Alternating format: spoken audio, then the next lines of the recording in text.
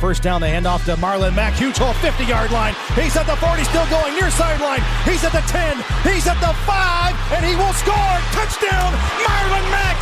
Touchdown, I-N-D-Y.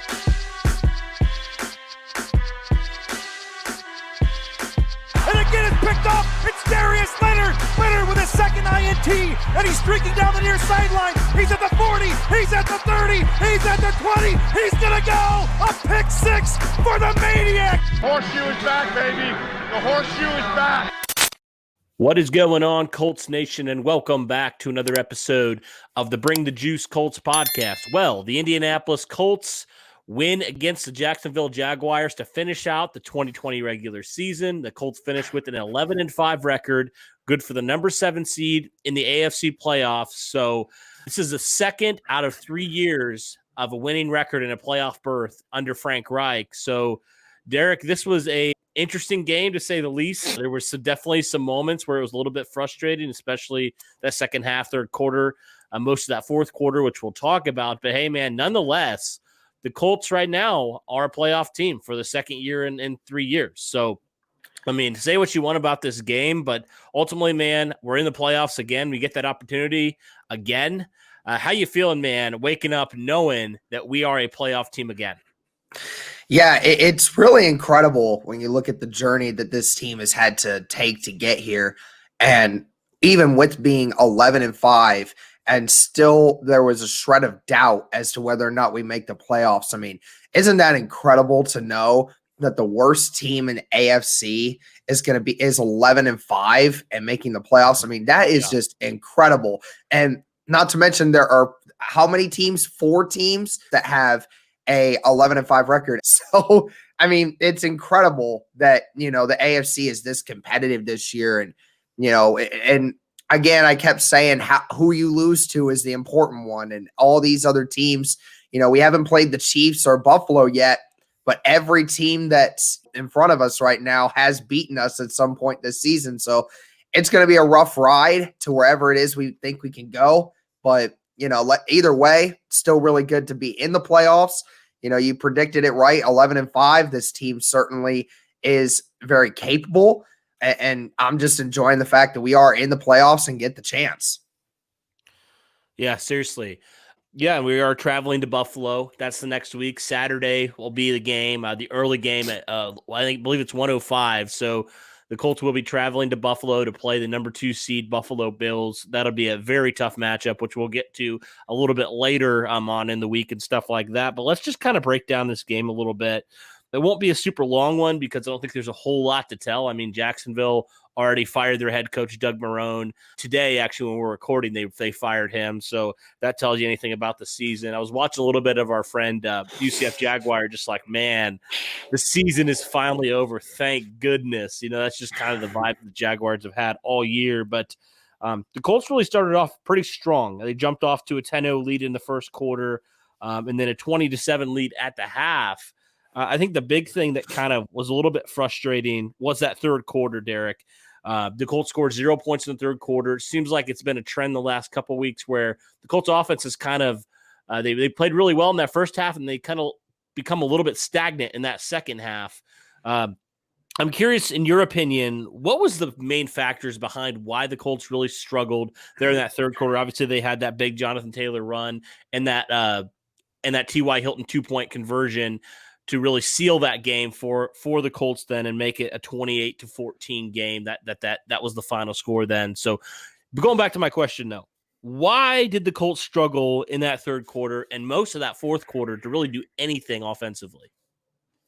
Well, I mean, it seemed like in the second half, it felt like it was big play or bust when it came to how the Colts' offense was in the second half. Because remember, when like you said, that first run, the first play of the second half for Indianapolis, it's a 45-yard run by Jonathan Taylor. They're just about in field goal range. And then the next play, they lose 2 yards on a halfback toss.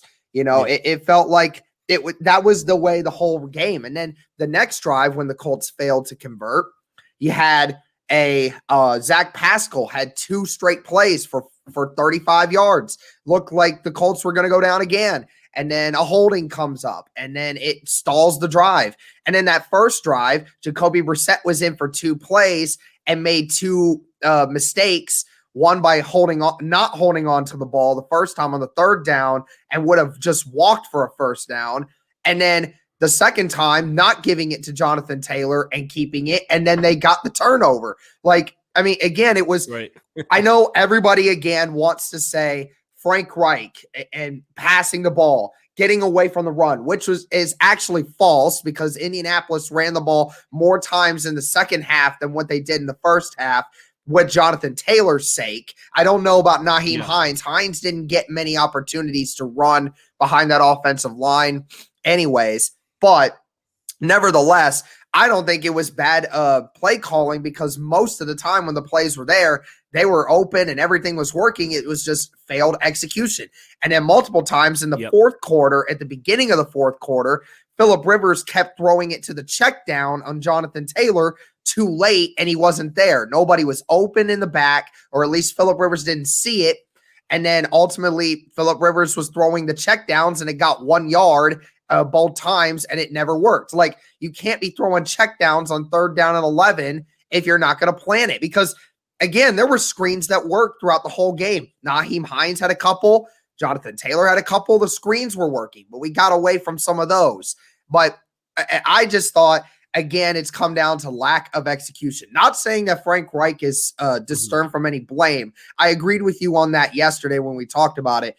But nevertheless, Frank Reich still called a really good game plan. I just thought it's been like this for the last couple weeks for Indianapolis. Lack of execution in the second half when it comes to football games. It's been odd to see this team switch from the way it has been. Like Indianapolis in the second half of games in the beginning part of the season was so good at making adjustments and starting to figure things out. And now all of a sudden, it seems like this team just can't figure out what to do with the ball when they get on the opponent's side of the territory.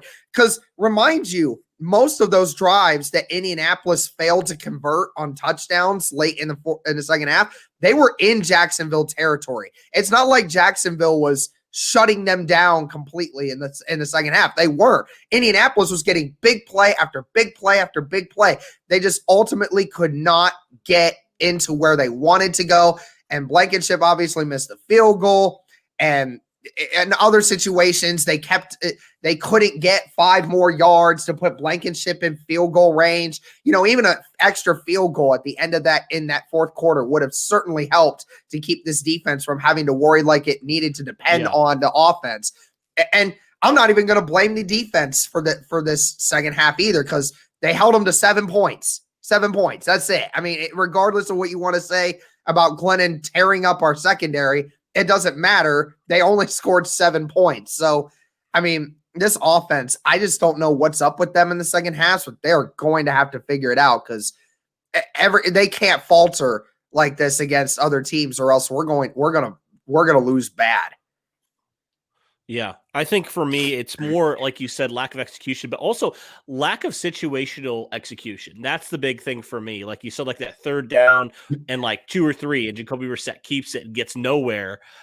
Just different stuff like that. It's just like, and ultimately, I mean, it does come down to play calling. It does come down. Ultimately, it falls back always, and it should, on the head coach. That's just how it works, you know. But yeah, I agree. I think it wasn't a bad game called by Frank Reich. I think just the lack of execution at certain moments, key moments when you need to have a play, was just not the greatest. And I mean, honestly, Blankenship missed 2 field goals too. So, you know, you think you take one of those, even if you take both of those, it's a whole different ball game. Like, that's 6 extra points you left there on the field. And so, yeah, it's just, I think that's credit to Blankenship though. That first one was a 57 yarder. So I mean, that's difficult. There's like there's less than a handful of kickers in the NFL that can nail a kick like that on any given moment.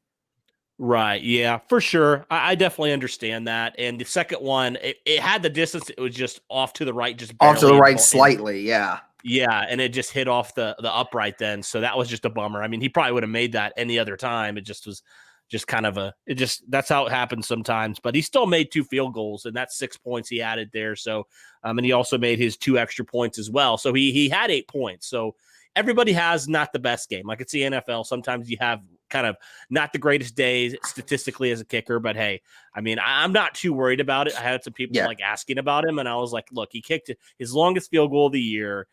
And people like should be worried about his leg. And I'm like, no, it's a 56-yard field goal. No, I guarantee you only a handful of kickers can make that distance. Honestly. And not to mention keep it straight the way he did. It was perfectly on balance. It just was a few yards short. It's not, it wasn't like it never made the end zone. No, it made it really close. It just didn't quite have the leg. Yeah, I thought he made it at first. I was like, oh my God. Yeah, I thought he did too, because I saw it bounce off the net, and I thought it made it, but apparently it was just short. Yeah, for sure. All right, well, let's talk a little bit more individual statistics now on the Colts offense. We mentioned how they struggled a little bit. Phil Rivers, not his best day as a quarterback, 17-27, 164 yards, had a touchdown, had an interception. Fortunately, wasn't sacked at all in this game, so the offensive line, Jared Veld here, had a rough rep there early on, but I thought he played really, really well at left tackle, filling in for Costanzo. So, but yeah, going back to Rivers, not his best day offensively. You mentioned it, kind of was late on some throws a little bit. And there were some concerns potentially about his toe being re-aggravated. But like you mentioned it in the post-game stream, Derek, I mean, on that 2-point conversion, Rivers scrambled to the right. So obviously it didn't affect him that much. He was able to do that. But I honestly, I wasn't too impressed by him, but if you're going to have a day where you don't look the greatest, it'd probably be against a 1-win team where you can afford to do that. But yeah, how concerned are you potentially about Phillip Rivers? I mean, we're going into Buffalo now. They have a pretty good defense. Are you concerned at all by this performance from number 17? Well, I certainly, when we're talking about second half statistics, when we're talking about just inability to kind of keep things going, that does concern me. But overall performance, I didn't necessarily think this was such a big deal because, Indianapolis wasn't really trying to blow the doors open offensively when it came to passing the ball. They knew their ingredient was run the football. And when you're running for 270 yards in a game, your quarterback doesn't have to throw for 300 yards because your running backs are doing that for you. So it was a lot of situational football, right? Rivers didn't have to throw the ball deep very often. And the one time he decided, I'm going to chuck it up and just let the grace of God go do that, then he got picked off. That's what concerns me a little bit. I hope that he regroups and understands that you can't do that sort of thing against Buffalo, because when you got Porter, Hyde, and Tre'Davious White back there, and Josh Norman, I mean, that is a very experienced, very intelligent defensive back room right there, and we cannot have those sorts of things happen.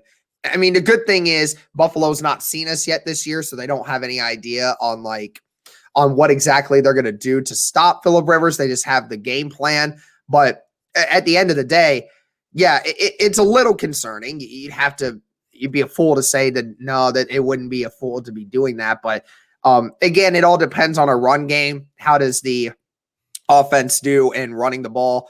And the Colts just have to kind of get back to some of the things that were working earlier in the season against the teams like Green Bay and the Bengals when they were just throwing stuff across the middle. I hope that Indianapolis will continue to do that. I'm sure that Frank Reich knows this Bills team really well, and they know what they need to do to get it to work.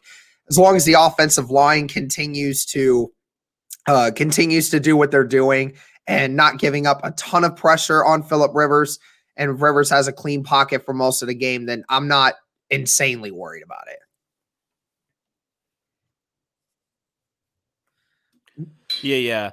I definitely agree with you. Yeah, the offensive line has looked really good so far. So I'm excited to see if they can continue to keep this up against a pretty good Bills team. Hines led the team with 6 catches for 50 yards, so he was used in the passing attack a little bit more. Zach Pascal had a couple key catches. He had 2 of them, 41 yards combined. So wasn't, like you said, it wasn't like a passing type of day. Like the guys made the catches that they need to make. So Yeah, we won't really touch on this a whole lot because we kind of mentioned a little bit. It was just one of those days where you were able to run the ball really, really effectively. And speaking of that, man, Jonathan Taylor, let's just move to this running game. Holy cow. Jonathan Taylor, 30 carries, 253 yards, 2 touchdowns, averaged 8.4 yards per carry in this game. Had that big 45-yarder that basically sealed this game for the Colts. And it's crazy, Derek, because like after this performance, Jonathan Taylor elevated himself to number 3 in the league in rushing, which is absolutely insane considering all the circumstances that he came into this year. Didn't even really play much in terms of running the football in week 1. You know, your starting running back goes down for the year. So he thrust into that lineup with no OTAs and, you know, minimal training camp, a little bit different. Like all this stuff, all these factors, you know, was missed a game due to the COVID stuff. Also, he kind of lost some snaps there in the middle of the season. So all these factors happen, and Jonathan Taylor really just all of a sudden goes on this tear, and it's absolutely insane. 253 yards, man. That he breaks the Colts rushing record of all time, beating Edgerrin James, who's a Hall of Fame running back. Man, just talk to me about him, what he's done this year, how he's improved, and man, what he has done. And looking forward, you know, to this Bills game, how important it is to get Jonathan Taylor this hot going into the playoffs. Yeah, I mean, if you look at the last 5 games that Jonathan Taylor's had, over half his rushing yards have come from just these last 5 games alone, which is incredible because, yeah, like you said, it takes a guy a while to get used to the system in which they run it. And, you know, we were saying it too, that, you know, the offensive line play was not great. So Jonathan Taylor wasn't getting any help there. And with it being him being so young and not getting enough time to understand the system and all of these factors that everybody talks about for rookie running backs, why some of them don't get so hot right away, it happened. All of it did. And then all of a sudden, the offense started clicking. They started figuring it out. They started mixing it up. And then Jonathan Taylor started to get more acclimated. And once he figured it out, I could argue over the last 5 weeks, outside of Derek Henry, Jonathan Taylor's been the best running back in the NFL. You couldn't make that argument outside of Derek Henry. I mean, this guy has just been on a tear, dude, averaging probably over 100 yards a game over the last 5 games. I mean, we just saw him put on a top 10 all-time rushing performance last night, and nobody's really talking about it. I mean, this is one of the best performances that we've ever seen a running back do. And, I mean, this guy's a rookie. And to think of what this kid is able to do. And you're right. He got hot at the perfect time. To now know you have Jonathan Taylor, who on average now is running at almost 5 yards a carry now, because all he does is just push people forward. And you now have Hines, who we all know what he can do in the backfield and outside of the backfield. I mean, what Jonathan Taylor has now been able to do, and not to mention, you mentioned one game he was out due to sickness, a game earlier in the season, a couple weeks ago. So, you know, there's been multiple situations where if Jonathan Taylor came in the way he wanted to right away and would have known that he was the starter and would have been the guy from the very beginning, I mean, Jonathan Taylor would have much more yards. I mean, this guy is incredible. He's definitely fitting right in, and Indianapolis is loving it. And it's important too, because like you said, with the offense, with Phillip Rivers and concerns about what could happen in the secondary, if the Colts are able to establish the run going into the playoffs, which it looks like they're able to now, it makes it so much easier for the offense to be able to keep moving, and it keeps the defense off the field, which is exactly what we need, because you certainly don't want to keep Josh Allen, Stephon Diggs out there on the field for much longer than they have to be. So, yeah, this is very important. This is very important, and it's coming at the perfect time too. I know it's against Jacksonville. I know that it probably would have happened either way, but Jonathan Taylor looks like a whole nother animal now. And it's really good to see him doing that. And the offense for Indianapolis is so much more dynamic thanks to his play now. Yeah, I have a stat here that I pulled up. So Jonathan Taylor from week 11 on, keep in mind he missed the game due to sickness. 741 rushing yards, 7 rushing touchdowns, 6.2 yards per carry. He became only the 8th rookie ever with 1,000 rushing yards, 1,000 plus rushing yards, 10 plus touchdowns, and 5.0 plus yards per carry. That is absolutely insane. It's insane that Jonathan Taylor is able to do this. And credit the offensive line too, like you mentioned. They started off a little bit struggling in running the football. Man, they have really turned it on. I've really loved what they've been able to do. The offensive line's been dominant, like we've seen and we've asked this whole season. Where's that been? We hadn't seen that for most of the season in terms of running the football, and now we're getting back to that, and it's awesome. It's so great to see that. So I love what Jonathan Taylor's bringing, and I even tweeted out a couple of days ago, man, imagine bringing back Marlon Mack, having Jonathan Taylor and Nyheim Hines. That's the best running back trio in football. Like, no doubt in my mind, man. Like, Max, keep in mind, last year Mac was a 1,000-yard rusher as well. So, I'm really excited for this running back group. Jonathan Taylor just adds a whole new element to what the Colts wanted to do running the football. They were really good running the football last year.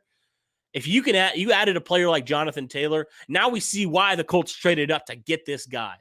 I mean, he is Wisconsin Jonathan Taylor now. The running back that literally is making defenders look silly. It's incredible, man. Yeah, it looked like one of his. He's got the size, everything.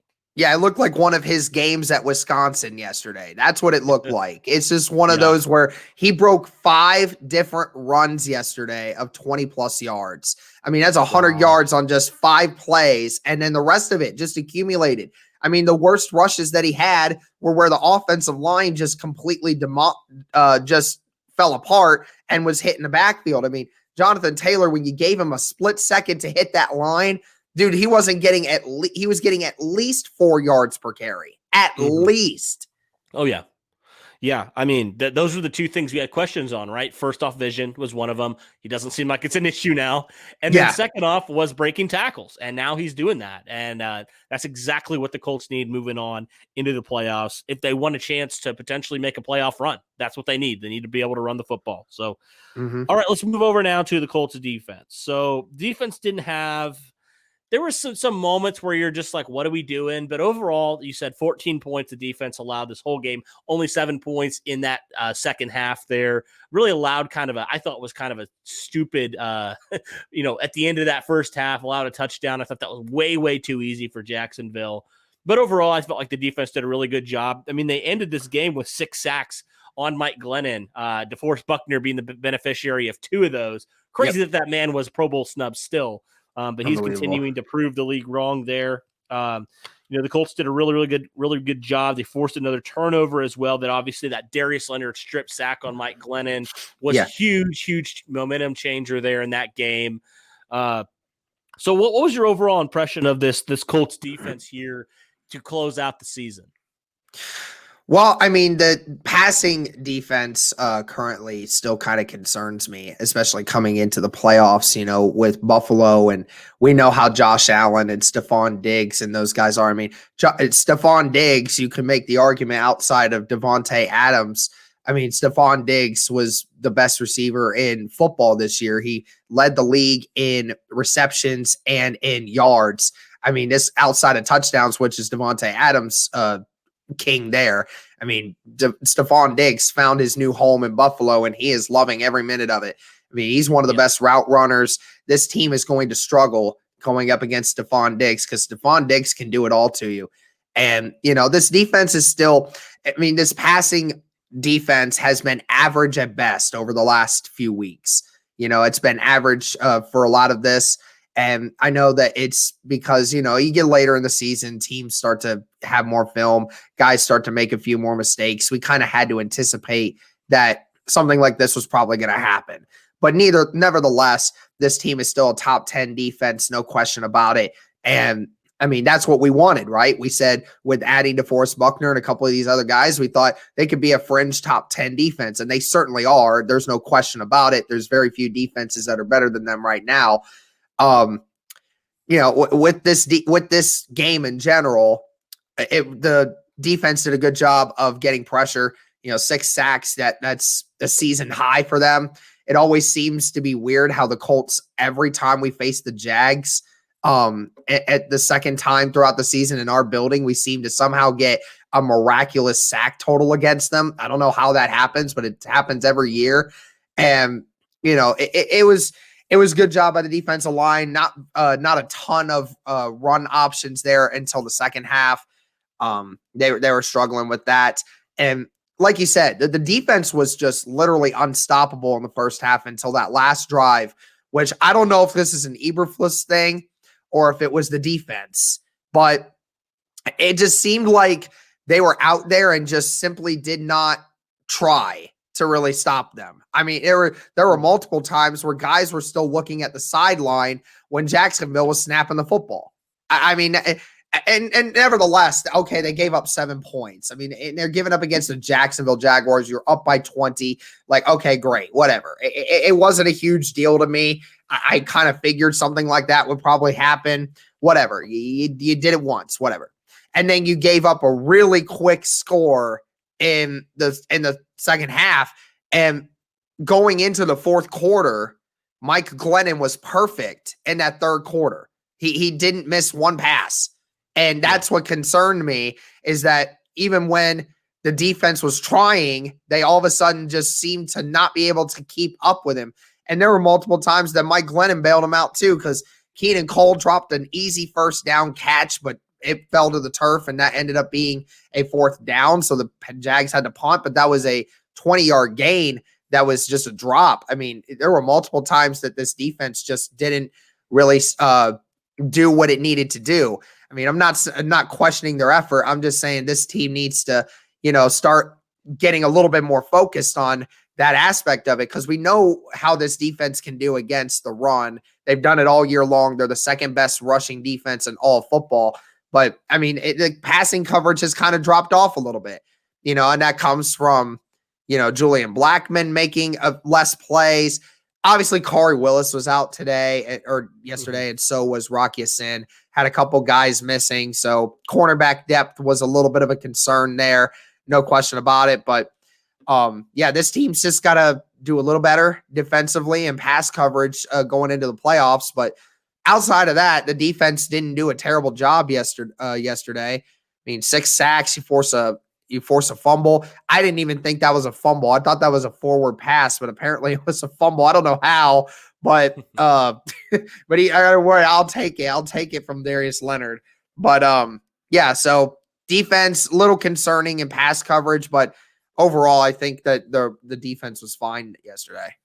Yeah, I mean, you're not playing Mike Glennon in the playoffs, let's be honest. So that definitely has to change. You can't have a third quarter like that. But yeah, I like that they started to really come around in that fourth quarter, did really a good job. And I don't really blame the defense so much as just the offense kept stalling out. They kept stalling out at certain points, and they didn't really help their defense at all. I mean, if the offense was any sort of competent in that third and most of that fourth quarter, it wouldn't even have been a game. So I'm more blaming the offense for that. But yeah, the defense, there's just a few things, like you said. And I think, you did miss Corey Willis, especially Rakia Sen as well. So if you can get both those guys for the playoffs, feel a little bit better about our chances there at doing a little bit better job against the pass. But all righty, well, it's a little bit shorter recap. Not a whole lot to talk about. We're going to be doing a whole lot, I'm sure, this week in this playoff game. I'm really excited for it, man. Really looking forward to maybe a Colts win. We'll see. I would love for another playoff win. It's been far too long. We've gone through way too much grief to get to this point and too much pain. So it's time, man. I'm so excited for the playoffs. Colts Nation, thank you guys so much for all your support of us. Man, that live stream yesterday was insane. You guys are amazing. Thank you, guys. That's over 12,000 views right now, which was crazy to me. That's by far our biggest video. Almost to 5,000 subs as well. So would love to get it during this playoff game. That would be incredible if we were able to do that. But anything else you got, Derek, before we wrap this one up? No, just thank you guys again for tuning in, and for everyone that was in the live stream. I know that half of the people that were actually in the chat were not actually Colts fans. A lot of them were Dolphins fans or Bills fans or Jags fans. We had a wide variety of people, and you guys did a great job of liking the stream, pushing it out to more people. More people were watching. Yeah, 700 people in there at one point during that live stream. That was incredible. We've never gotten that close. I think our prior record before that was like 330. So you guys completely doubled our highest total ever there. And we're certainly going to be enjoying streaming again during the playoff game. So thank you guys, everyone that was tuning in, and less than 100 subs from 5K. And we'll be doing that giveaway soon once we hit it. Absolutely. Really looking forward to it. Thank you guys so much. If you're still at the end of this video and you're still listening, be sure to hit that like button as well and subscribe if you haven't yet. But for Derek and myself, thank you guys so much. And as always, go Colts.